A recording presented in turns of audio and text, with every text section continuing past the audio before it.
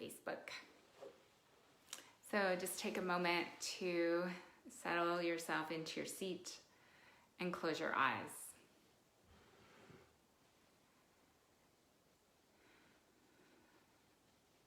These opening moments of centering are crucial in that they recognize that we want to cultivate the capacity to be centered and grounded in each moment, and especially to center and ground in transitional moments, so at the beginning and at the end of specific activities or specific sections of the day.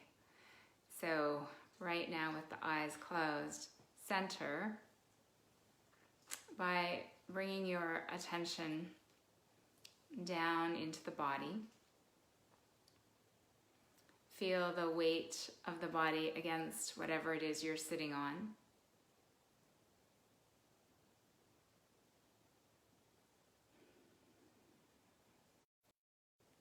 So articulate to yourself, articulate the felt sense of the body without it needing to be different, but just to check in.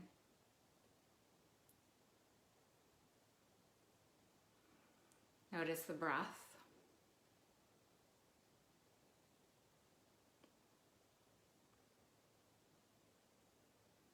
And notice the mind's energy level and willingness to be present.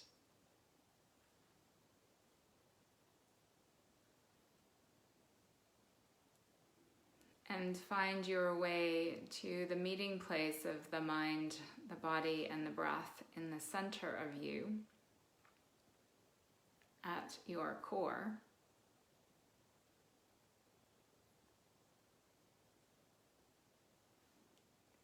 And then join together in front of you so that the thumbs touch at a place on the outside of the chest that is representational of your center.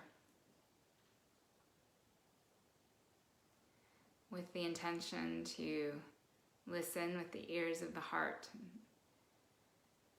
see with the eyes of the heart, and speak the voice of the heart. We'll initiate this space with one Om. Take a full breath in.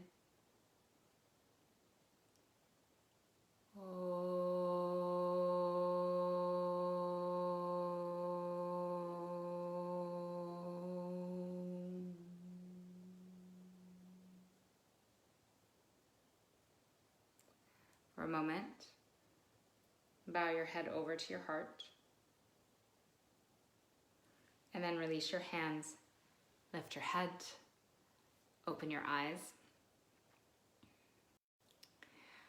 Tonight we're looking at Act 4 of Shiva's dance, and we could imagine that the first 3 acts of creation, maintenance, or sustaining, and dissolution or reabsorption kind of form a circle, and through that circle, Acts 4 and 5 kind of glide over and back and dance through the circle that the first 3 acts have created. Act 4 is in Sanskrit Tirodhana, and that translates as concealment or occlusion, which means blocked or closed off. In many ways, this is the hardest act of the dance to understand. And very succinctly, it recognizes the idea that with embodiment, inherently comes a blocking or closing off from the understanding, excuse me, from the understanding of who and what we are at our essence. So it's that the individual wave, just in that sheer act of coming into wave form, forgets that it is part of the ocean, and that understanding is concealed from the wave. In the figure of Shiva, this act of the dance is represented by Shiva's left arm that is crossed over in front of his heart, and it's recognizing the closing off from and the blocking from our heart. With embodiment comes particular dangers and hurts. The relative world in which we live, the physical world, is fraught with danger, and that's on many different levels. And so, to some extent, hiding our vulnerabilities and our tenderness from the hostility of the world is necessary and something that we learn how to do from a very young age. So on one level, we're closing ourselves off and blocking our more tender and vulnerable parts from the harshness of the world around us, and we hide from the world, just like animals that preyed upon learn how to conceal themselves in their environment as protection from predators. A British psychoanalyst, his name is Donald Winnicott, he phrased that recognition of natural hiding that comes with embodiment with this phrase. He said, "It is a joy to be hidden and disaster not to be found." So there is something really beneficial about hiding. Part of what's helpful is that in that layer of protection, it's like the caterpillar moving into the cocoon in the process of becoming a butterfly. So from the protection of the cocoon, the caterpillar can fully dissolve.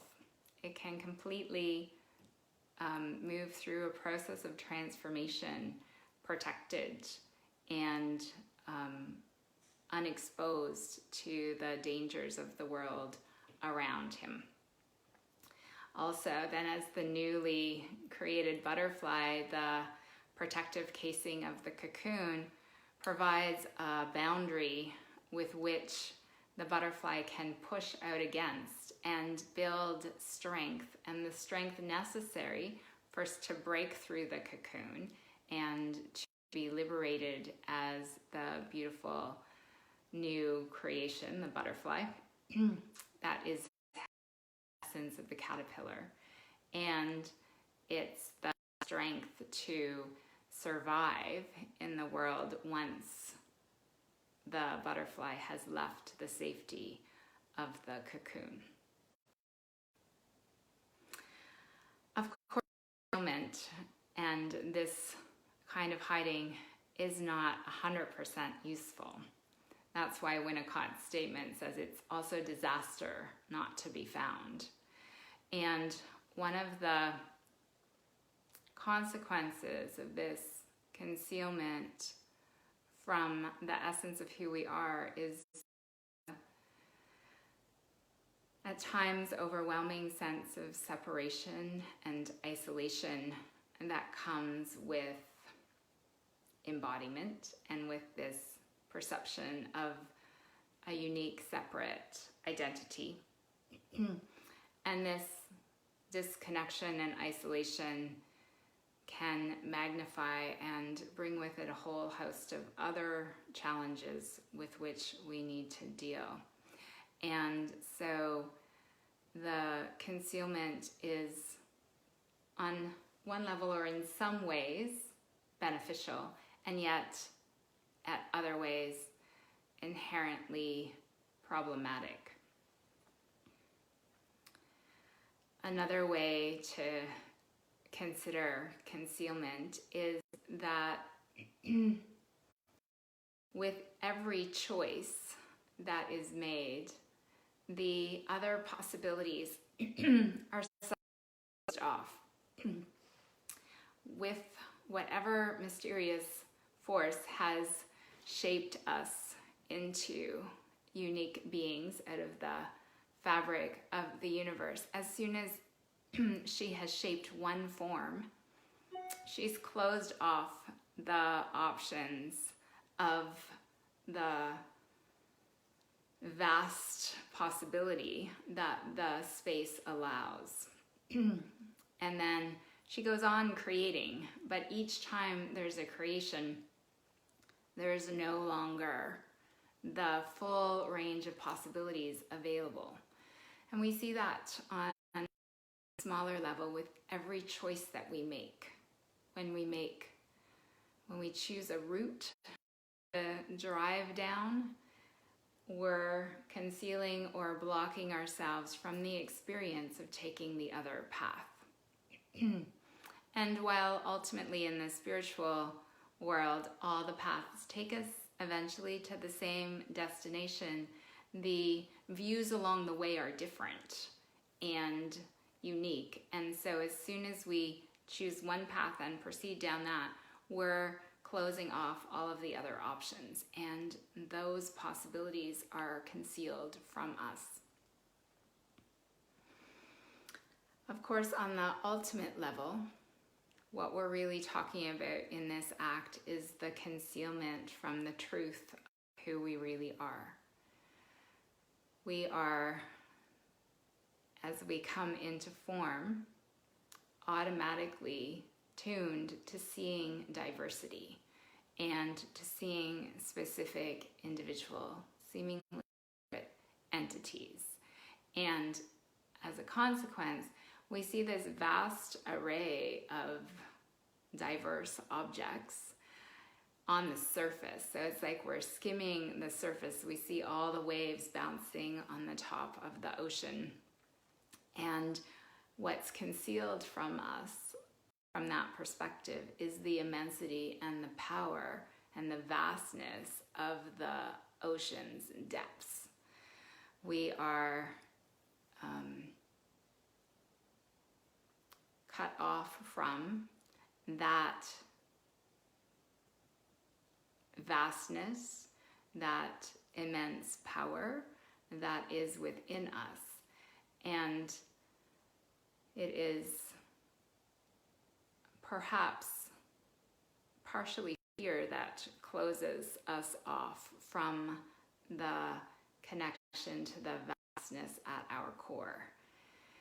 A contemporary spiritual teacher, Marianne Williamson, when she was finishing a course in miracles, described it in this way. And it's a quote that's often attributed to Nelson Mandela, but he didn't articulate it, she did. And she said, "Our greatest fear is not that we are inadequate. Our greatest fear is powerful beyond measure. It is our light, not our darkness, that frightens us." And so this act references that we conceal from ourselves our immenseness, our power, that we are powerful beyond measure, and we operate from the limited perspective of our smallness that seems more comfortable and at least is more familiar. Ultimately, concealment becomes uncomfortable. And that might happen in any given lifetime. It might take many years. It might not happen in a particular embodiment, but if we understand that the ocean is continually producing waves, that perhaps in the next round, it will be in the next round that concealment becomes uncomfortable, but it's ultimately uncomfortable and unfulfilling. And when we tune into the restriction and constraint of this part of the dance, where Shiva's holding his arm across from his heart and across his heart, and concealing it from himself as well as from the world around him. That position is hard to maintain, and so it calls us to move us beyond it and sets the stage for us for the final act of the dance.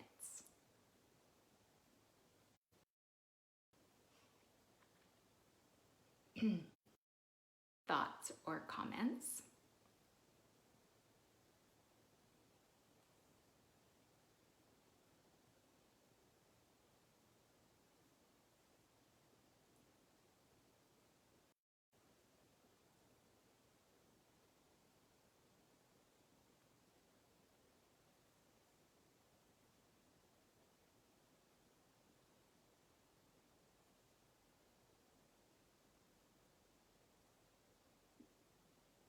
Hi, Mona.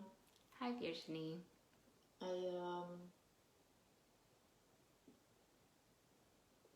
I'd like to for you to explain a little bit more what you mean by the discomfort of concealment.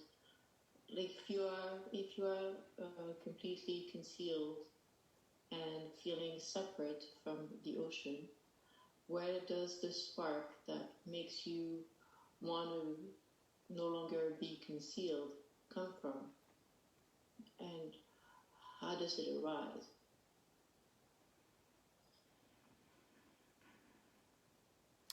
So just to paraphrase for the recording, because sometimes the questions don't come through clearly, my understanding of the question is that you're asking what is the spark that shifts us out of concealment or encourages us to push against the concealment. Why, if we're concealed, isn't that just a comfortable place to be?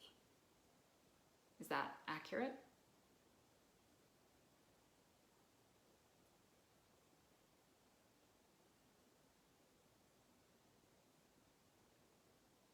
Is that an accurate rephrasing of your question, Virginie?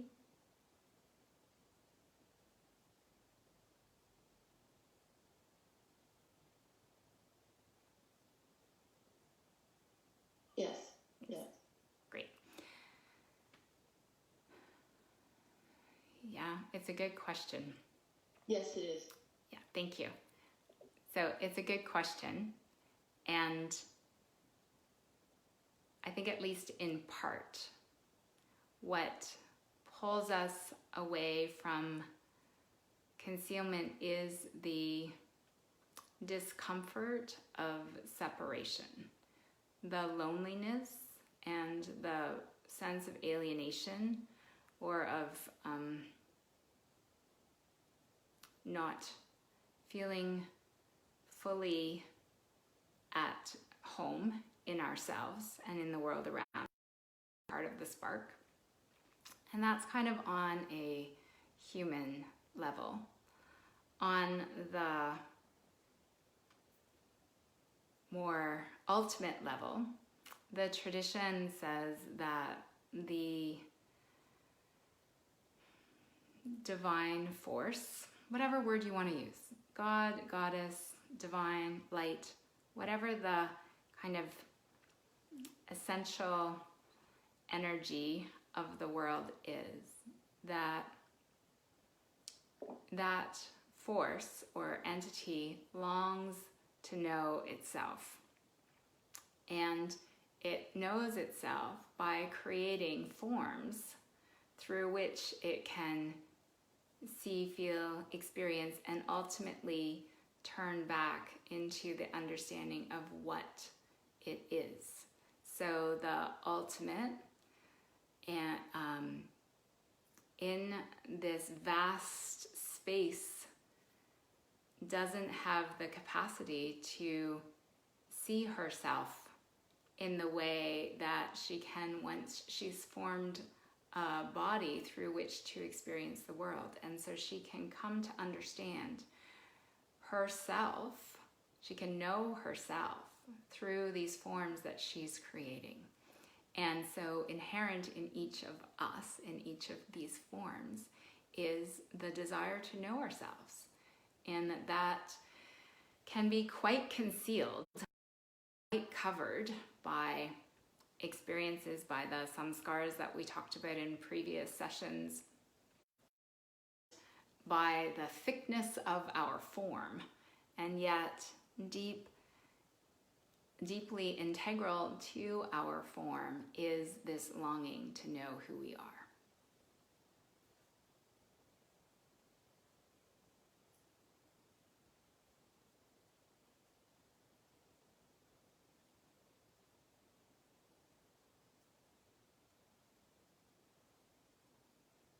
Any response to that, Virginie?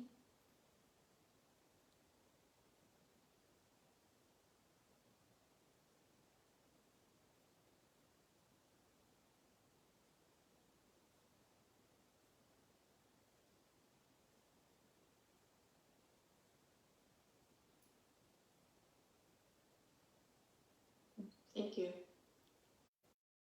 Thank you. Yeah, that's very very interesting. Thank you. Excellent. Hi, Tina. Hi, Janice. I have another quote that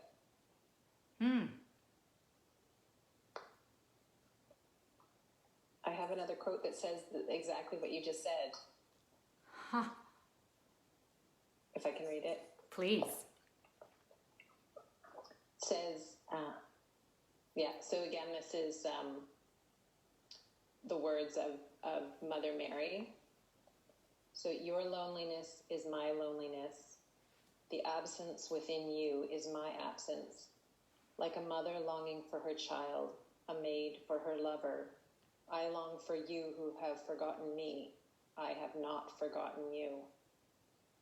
So it's like as you were saying, that creation creates something so that it can experience itself, but that the creation also loves its creations and wants the creature, the thing it created, to see it as well, like to recognize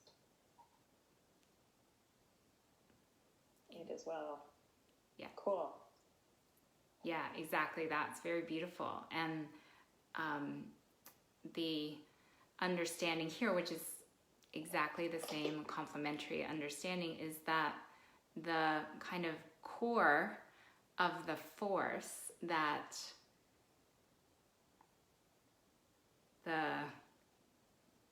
the creator creates from is love.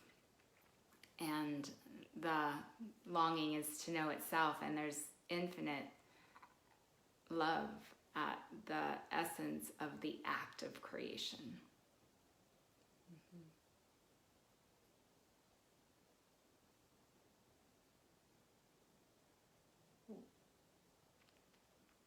Yeah. And you feel that as a mother, like a mother for your child, like you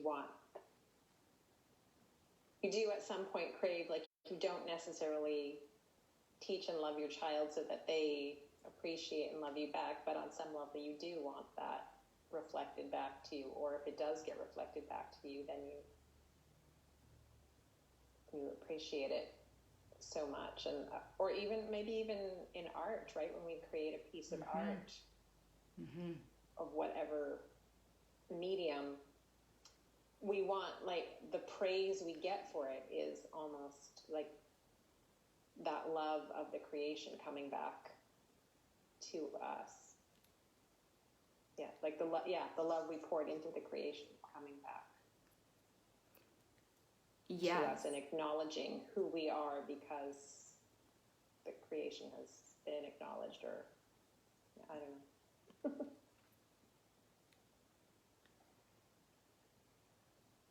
Yeah, you're also making me reflect upon the idea that what I have also created, if I have created from that sense of longing to show something and love for the process of creating it, then the object that I've created also reflects back to me that love. And in the object is the essence of the longing to have it seen outside of myself, and the love for the act of creating. And perhaps maybe that's what makes certain art pieces particularly potent, is that we really experience the love and the longing in the final piece.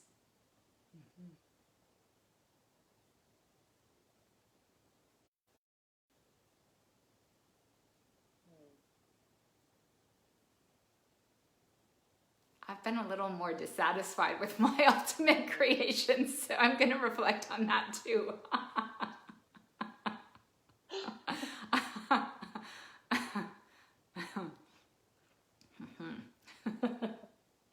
But don't you ever have that experience where you go back and, if you go back and read something that you wrote a few years ago and you realize, wow, that's really brilliant? Yes. Yes. You know, so that it's reflected back to you yourself. Yes. Yes, very true. That I have definitely gone back and reread things that I've written and been like, wow, did I really say that? And that makes sense. And it touched me anew. Mm-hmm. Mm-hmm. Yeah.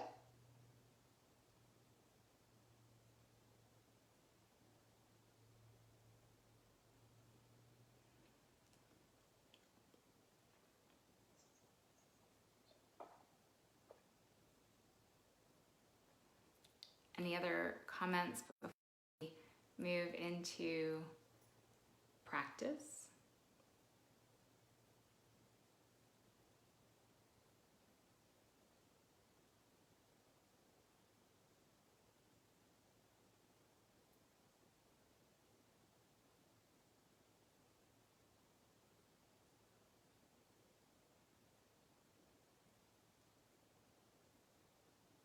Kathy, maybe you could... I guess just a question. Yeah, sorry. About you.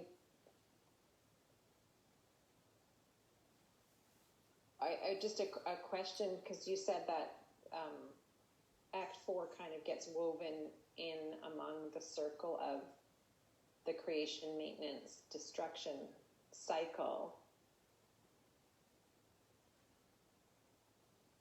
I guess. So how does concealment then play in with that cycle? I may just have to think about it for a bit, but yeah, it's kind of the idea, and I just developed that kind of image before we spoke, so I haven't sat with it a lot, but the thought is that at any moment something can be concealed from us. So in the moment that we are created, there is a level of concealment that happens, but then knowing that we have knowings, like deep truth understandings that we had as children, sometimes just in the act of growing and living get concealed.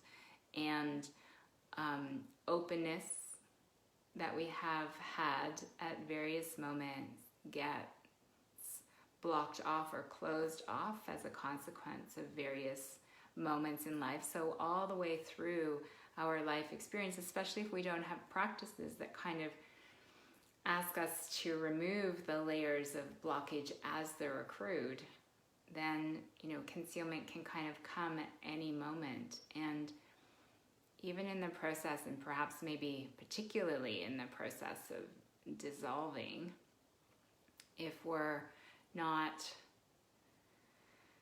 recognizing the necessity of the releasing, and we're not understanding that that process is one of reabsorption ultimately, then we're holding on and blocking that natural process from happening, and can the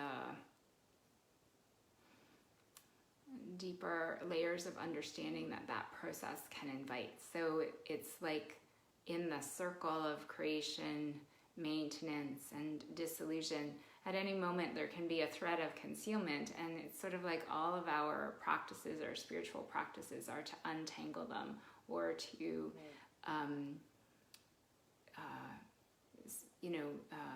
dissolve or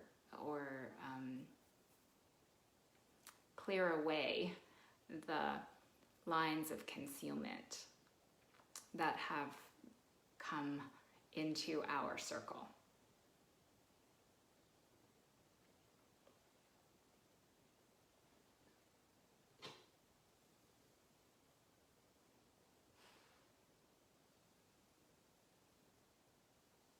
Does that make sense?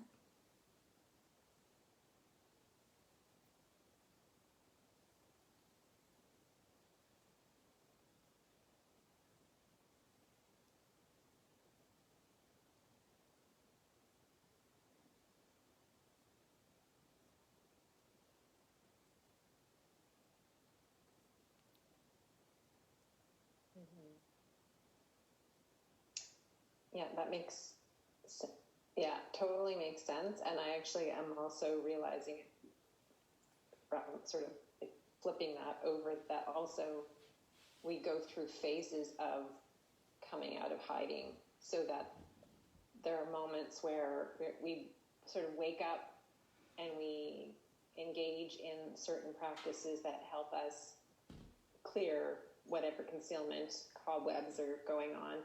But then something happens or life gets in the way, and then we sort of fall back into our old habits and our old way of being. So then that's almost like the coming out of hiding has its cycles of spark and maintenance and then dissolving again. Yeah. So we're like these little waves of, or I guess it's a reverse wave, because if we're coming out of concealment, then we're going down under the surface and realizing, hey, we're part of the ocean.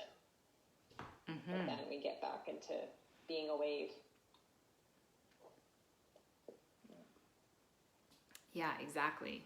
Yeah, beautiful. Thank you. I also really like that idea that the concealment, like the reverse wave going down and up, that, in this understanding, in this tradition, the non-dual philosophy, it would say that we also haven't fully integrated the releasing of that concealment. We haven't fully let it release and digested that release, or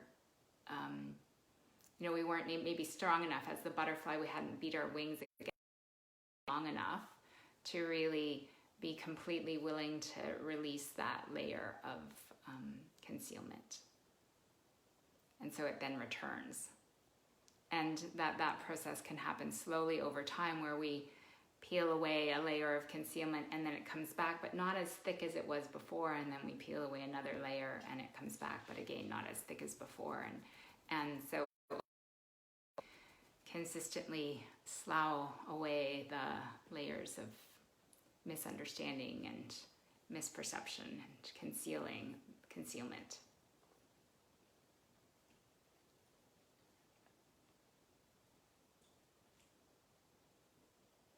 The onion. Mm-hmm. Mm-hmm. Mm-hmm. Yeah. Could send me that you read as well at some point. I'd like to have that to contemplate, especially in light of this stage of the dance. So let's move into our practice for this evening. So come into a comfortable seated position. So maybe sit a little more formally. If you're wearing glasses, put them to the side for the moment.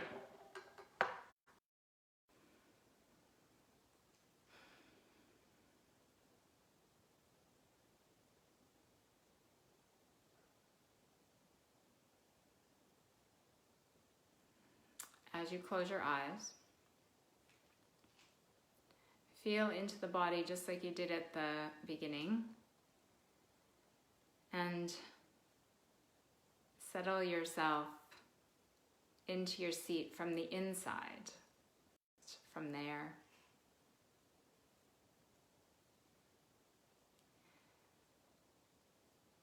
Lightly lengthen the torso from the base of the pelvis to the crown of the head.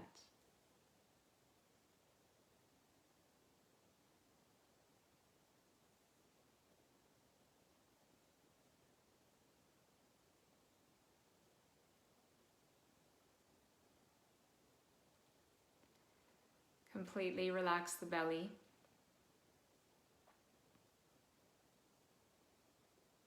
Soften the jaw and the eyes.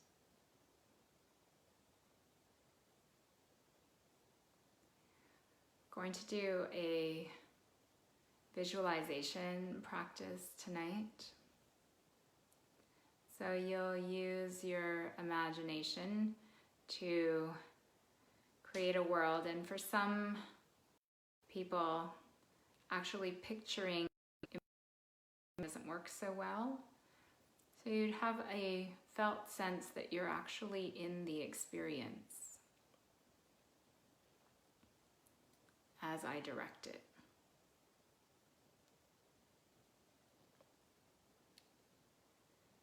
So first, bring your attention to your breath. And we'll just count down 10 breaths. So keeping the jaw and the eyes relaxed. Exhale. Inhale, 10. Exhale, 10.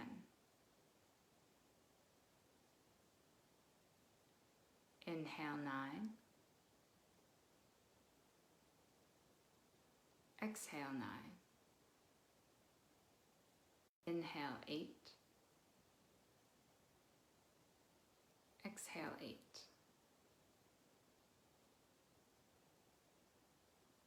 Inhale, 7. Exhale, 7.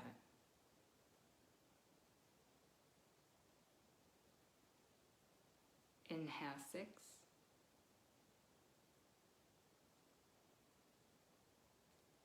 Exhale, 6.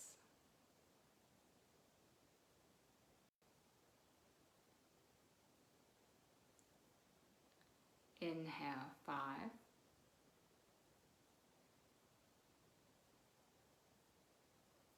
Exhale, 5.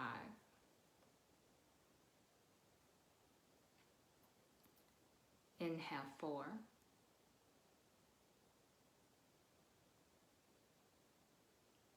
Exhale, 4.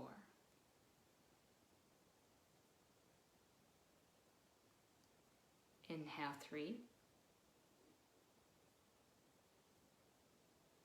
Exhale, 3.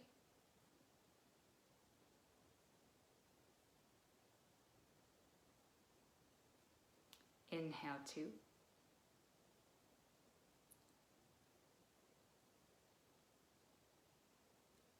Exhale, 2.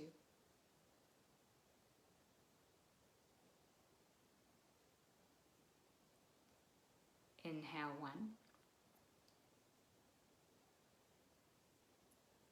Exhale, 1.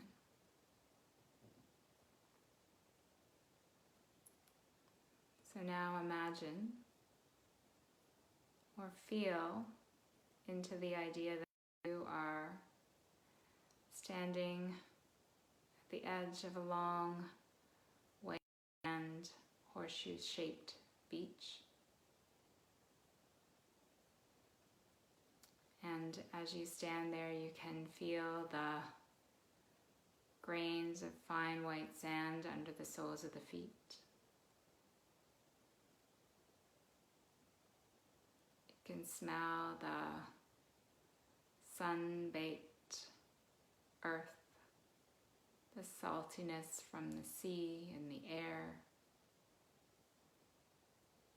and the sweetness of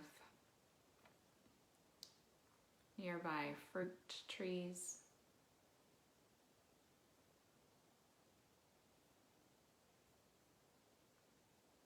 As you lick your lips, you can taste the salt spray on your skin.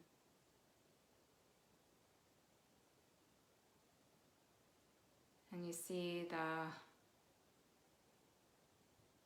blue of the ocean shifting and changing.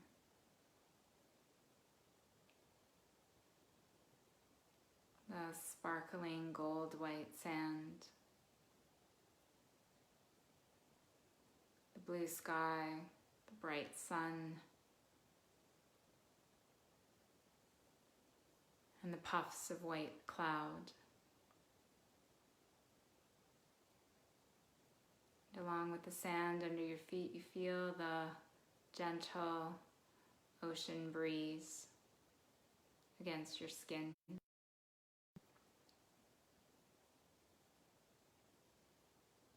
And you hear sound of distant birds and the rhythmic movement of the waves as they crash up against the beach.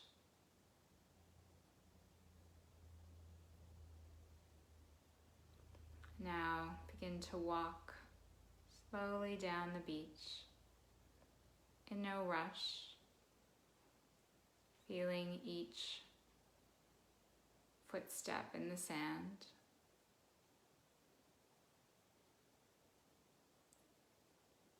Hearing the sound of the waves, the birds, smelling the richness of the air with each breath.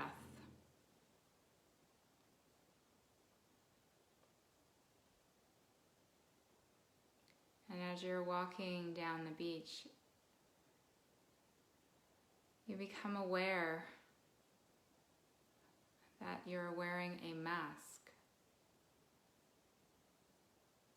that is interfering with your ability to actually fully see the world around you, the world that you thought you were taking in completely. It's a very beautiful, elaborate mask. But now that you're aware of it, it feels a little tight and it's interfering with your ability to fully breathe, to fully see. It's even covering part of the ears and making it hard to open your mouth, taste. And it's interfering with your ability to feel the air on the skin of your face.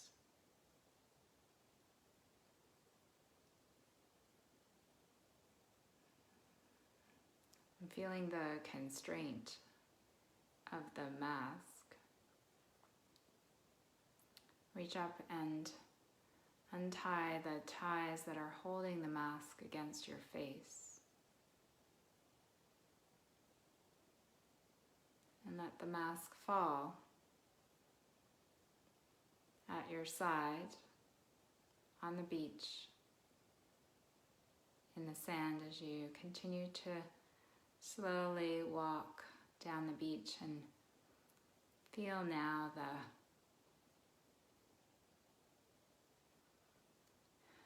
breath of the earth, the breeze against your skin.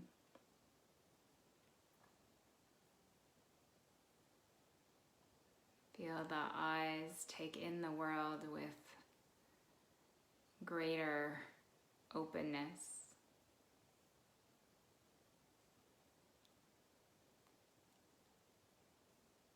Just a little bit open your mouth so that you can experience the freedom in your mouth with the release of the mask. And notice the sounds that you can hear more fully.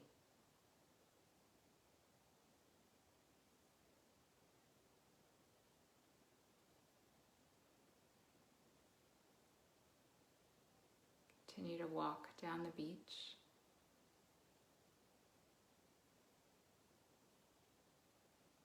Enjoying the sun, sand, and the sound of the ocean.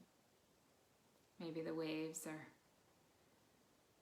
moving up against your feet as you walk in the shallow edge where the water and the sand meet.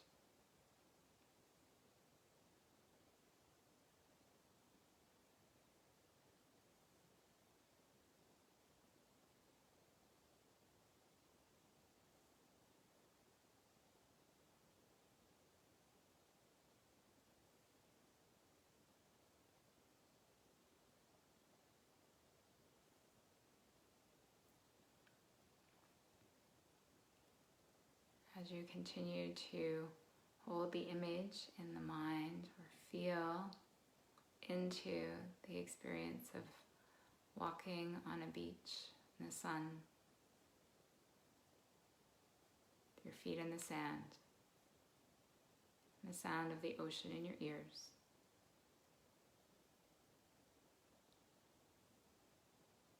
Become aware that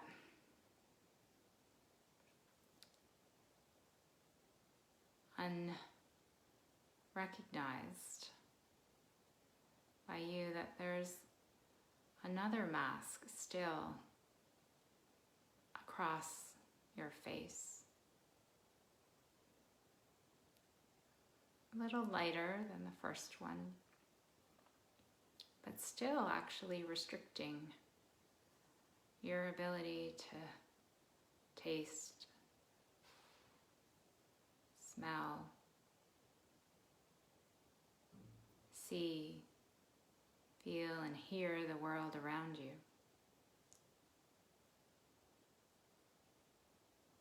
That world in all of its glory.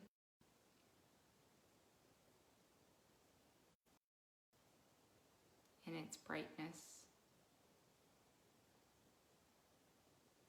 And that the full beauty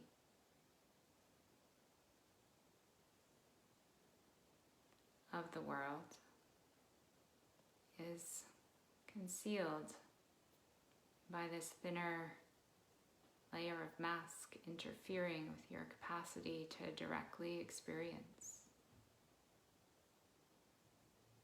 you in the world.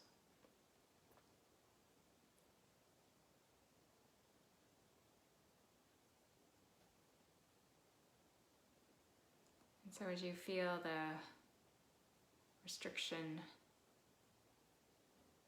of this mask,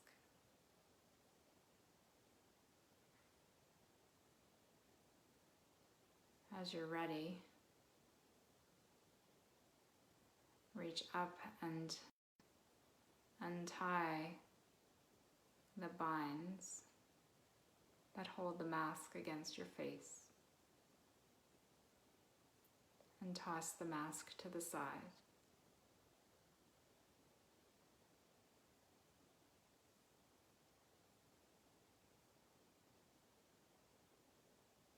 And smell the increased stability,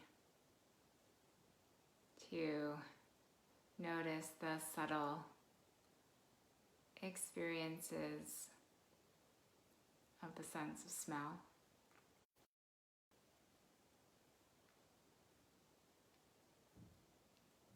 Taste the salt spray in the air. Notice the brightness in the world. Your greater capacity to feel the world around you, especially in the skin across your face.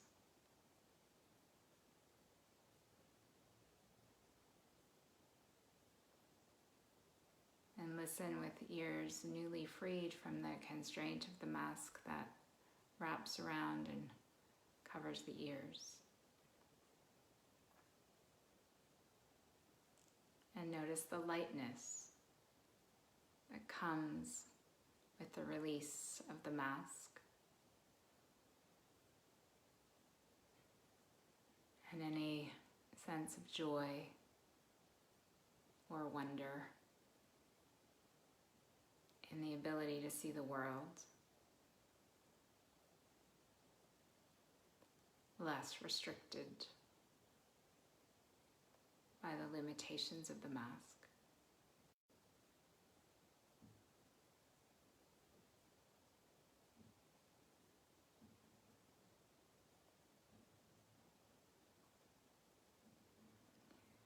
As you continue to walk down the beach, notice the colors and sounds, smells.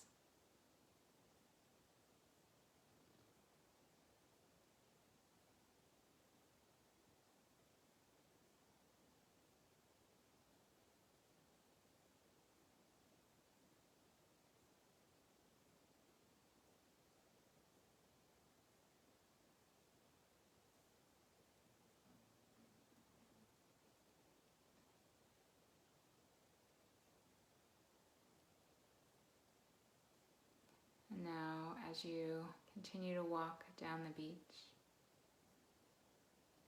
perhaps feeling a little lighter, maybe a little more joyful,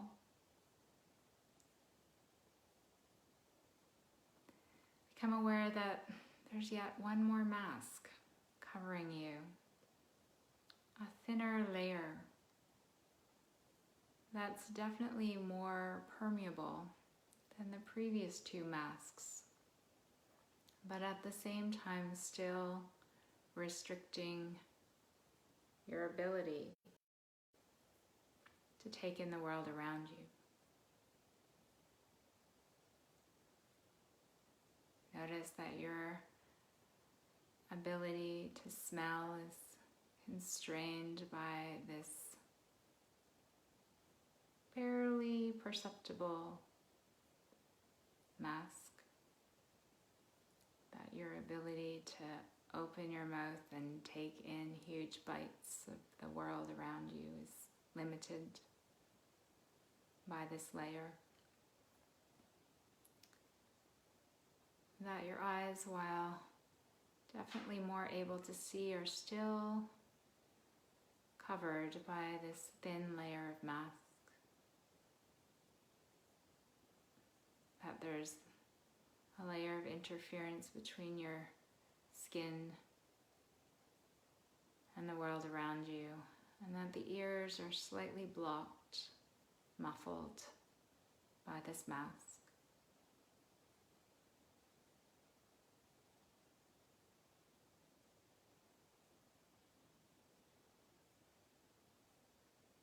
This mask is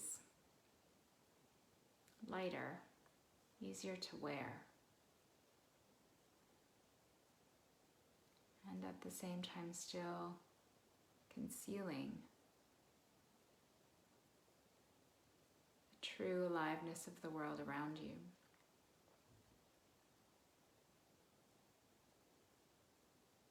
And so with courage in hand, raise your arms and begin to untie this mask. And this one comes off a little harder. You might have to pull it away from the ears and from under the chin. And as it slowly peels away, you see the world around you for all that it is. Sparkling aliveness molded into shapes, colors, textures, scents, held together by a barely perceptible fabric, a matrix of energy, of which you are part, and of which all the shapes, tastes, smells, textures, and sounds are part of.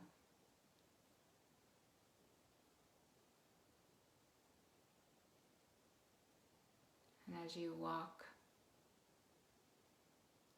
through the world of which you are intimately connected, feel into the lightness and the freedom that comes from the release of the layers of concealment that restrict our capacity to fully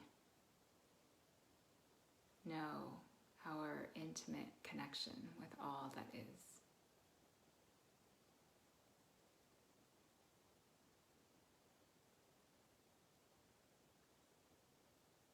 And now, for a few moments, as much as possible, feel into the truth of that intimate, innermost connection with all that is.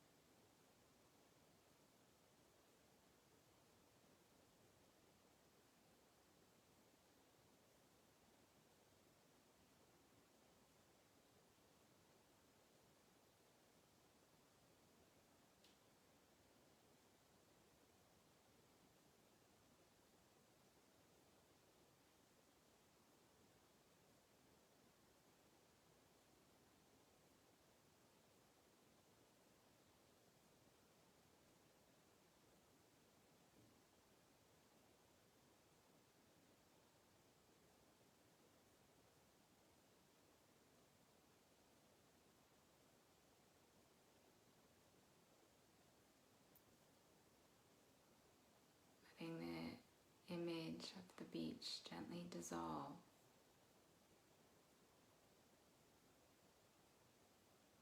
Slowly take a couple of deeper breaths. Inhaling and exhaling, deliberately expanding the breath in and the breath out.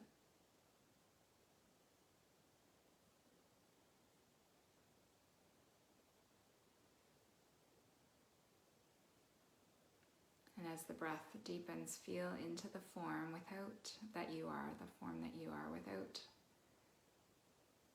concealing, hiding, or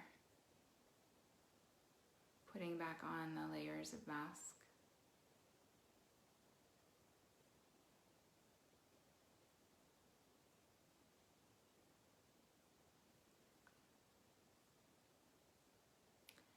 And then with your next exhalation, join your hands together at your heart. Feel into the feet. Feel into the base of the pelvis against your seat. And feel into the center of the heart.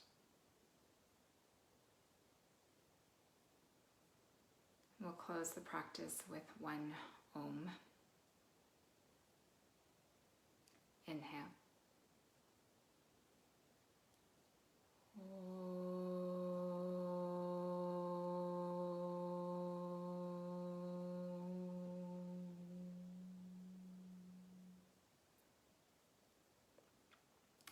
Bow your head to your heart. Gently open your eyes.